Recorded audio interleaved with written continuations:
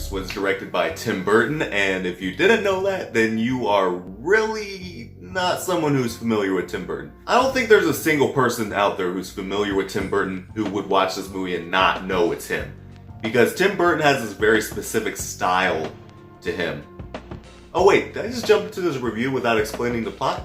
Let me go and explain the plot of Beetlejuice. Beetlejuice is about this newlywed couple that basically move into this newer house out in the middle of the country, and they die at the very beginning of the movie, leading to them haunting this place and trying to get rid of these new people that invade the place. Meanwhile, they also have to try to avoid saying the name Beetlejuice 3 times in the movie, because Beetlejuice is an entity that comes through and he's completely wild, the most wild ghost of them all, and he will create chaos within this newer house. Beetlejuice is one of those movies that is very classic, but for very strange reasons. The design and set design is everything that you would expect from Tim Burton.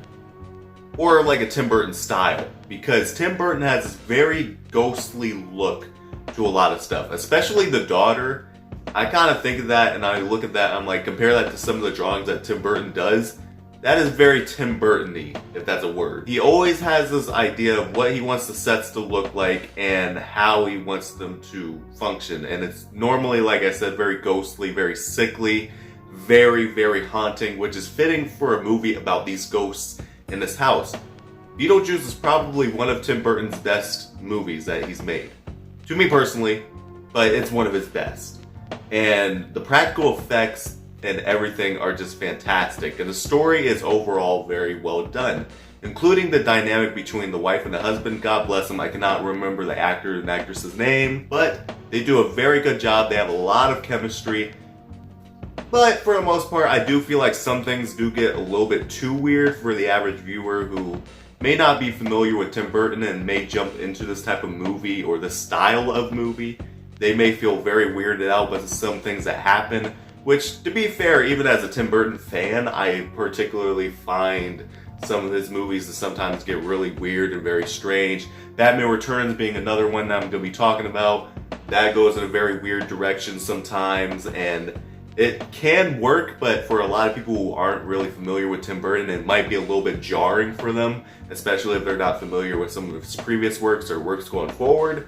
But this is definitely one of his better ones compared to the ones that he's made now, like Dumbo and some of these other movies, which he tries to go too forced with it. And I feel like this movie, in a weird way, even though it's like Tim Burton's style all the way through, in a lot of ways, it's something that's very different and unique from some of his other things, because there's a large component of fun to this movie as well. You have these two people trying to scare these people out, but everything they do, they cannot get them out, which leads them to turn to the character of Beetlejuice, the title character, which, surprisingly, with a movie that's called Beetlejuice, he's really not all in that movie that much, and it makes the scenes that he's in much more of a gem, considering we have the legendary Michael Keaton playing as Beetlejuice.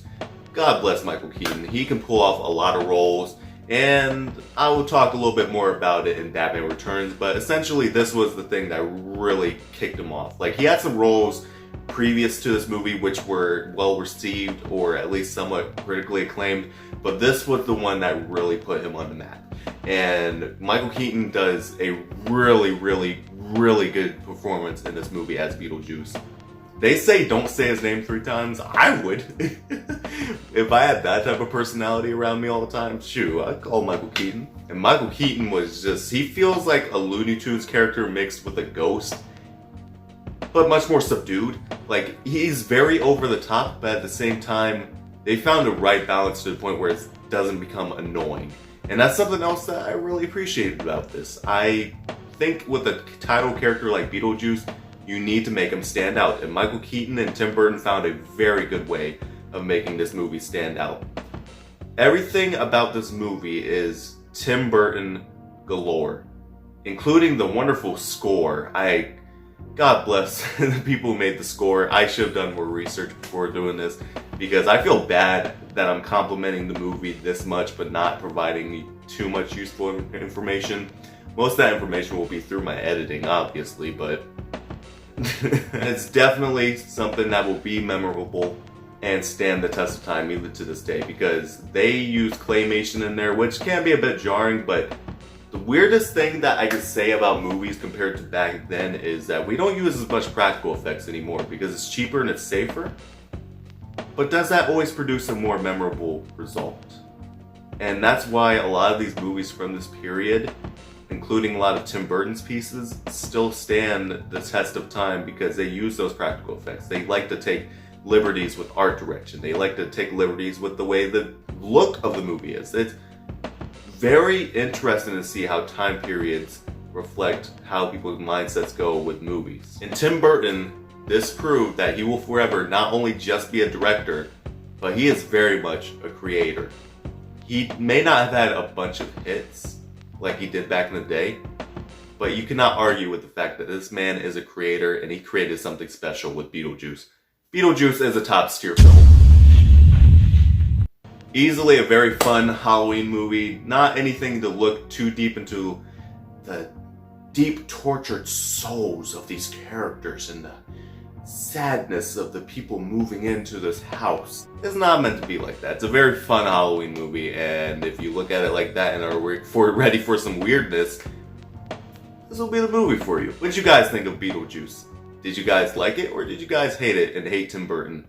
Comment below, let me know, and as always, if you guys like the video, like, share, subscribe today to join the Isolaization.